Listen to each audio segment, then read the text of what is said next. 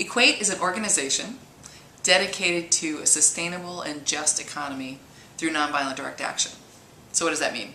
It means that we pick campaigns that are about the intersection of economic justice and ecological justice, and we use nonviolent direct action to make it happen. A couple of years ago at Philadelphia Yearly Meeting Summer Sessions, the theme was about environmental stewardship. And so Quakers were asking, how do we get there? We know what we want, how do we get there? In fact, a young friend said, show me the way, or show us the way. So a group of Quakers got together to say, what could we do? How could we be powerful in the face of climate change and all that that's going to do to the people of the planet? Though the seed was planted at yearly meeting sessions, we're actually not a part of a yearly meeting or even a monthly meeting. We're all just independent Quakers or friends of friends who are gathered around this idea that we can use nonviolent direct action to create the change that we need. EQAT is a nonprofit organization, but we're not a 501c3. The Ghanaian Foundation, which is a 501c3, is actually our fiscal sponsor, and they've been a tremendous support to us.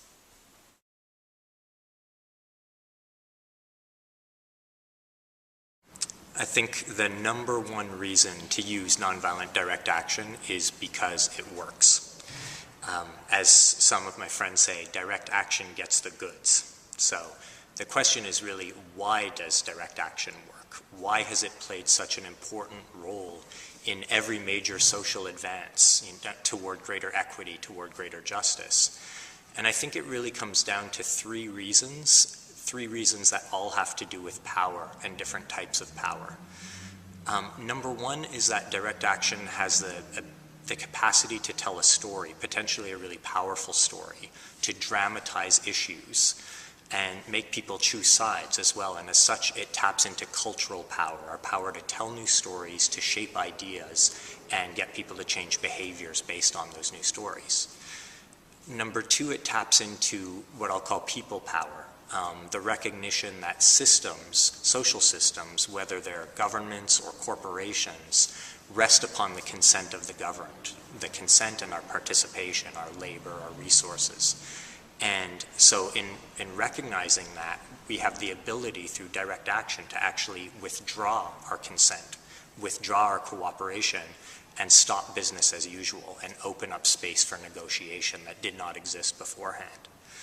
And the third type of power that direct action taps into is, to me, a much more personal and even spiritual power, what people in the civil rights movement called soul force. And it's the kind of integrity that exists when you match your whole being to your words. If we're in touch with our love for people and for the world, we won't be satisfied with just speaking our mind or just voting for what we want. We'll feel a deep need to reflect it in our practice. Direct action allows us to feel like whole human beings, and it gives our words greater resonance because there's not such a gap between what we believe and what we're doing.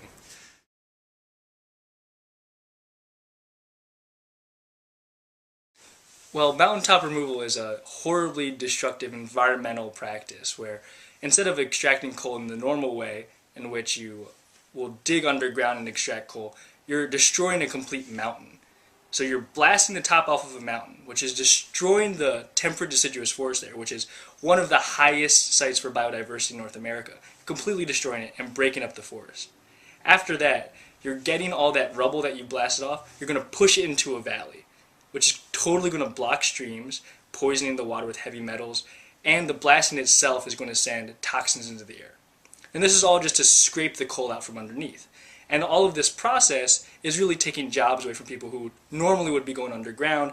It's now a few guys with explosives and tractors. So you've destroyed the air quality, you've destroyed the water quality, you've destroyed the mountains themselves, and you've left people in poverty. So mountaintop removal is highly correlated with increased cancer rates, increased birth defects, poverty itself, mortality. And so these people in these communities are really trapped in this cycle. So mountaintop removal is pretty much horrible in every possible way.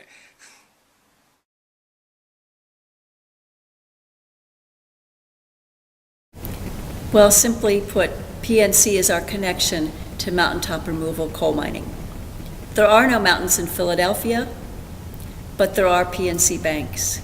And PNC is now the largest U.S. financier of coal companies that engage in mountaintop removal mining. We're connected to PNC historically because PNC was created out of the merger of two banks, Pittsburgh National and Provident National Bank. Provident was founded by Quakers in the late 1880s, and many, many Quakers and many Quaker institutions in this area have invested in Provident and now retain those investments in PNC Bank. Our goal is to choke the financing for MTR, to make it unacceptable for a bank to lend money to companies that are engaging in a destructive practice. So we're putting pressure on PNC to develop a policy of excluding MTR from their financial support.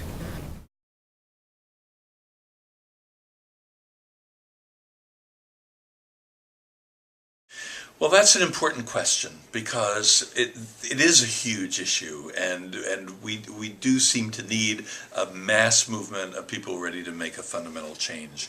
There are two, though, very good reasons why it makes sense to focus on specific, achievable goals and develop direct action campaigns and get after those goals one at a time. I think one reason to do a very targeted campaign that has an achievable goal, which eliminating mountaintop removal is an achievable goal, I believe, is to be able to get something done. And then people can look at this and say, oh my gosh, we got something done. It reminds me of Gandhi's situation. When he went back home to India after South Africa, he found a population similar to ours, fairly hopeless, fairly passive. And he found that he needed to do campaign after specific campaign on locatable and specific goals before he could arouse people's sense of passion and hope so that they would take on the big one, which in his case was the British Empire. And the other reason is because there's been a loss of skills since the 60s and the 70s, when there was a wide number of people in the U.S. who knew how to organize highly effective and strategic campaigns for change. We don't have the skill set in the population for bringing about the degree of change that's necessary to take on climate change. And therefore, I think we need to build those skills. And the way to build the skills is through accomplishable, achievable, concrete, specific campaigns. It's that kind of campaign that gives you the feedback that you need in order to develop a craft. And what we need is a craft in social change that enables us to take on the biggie.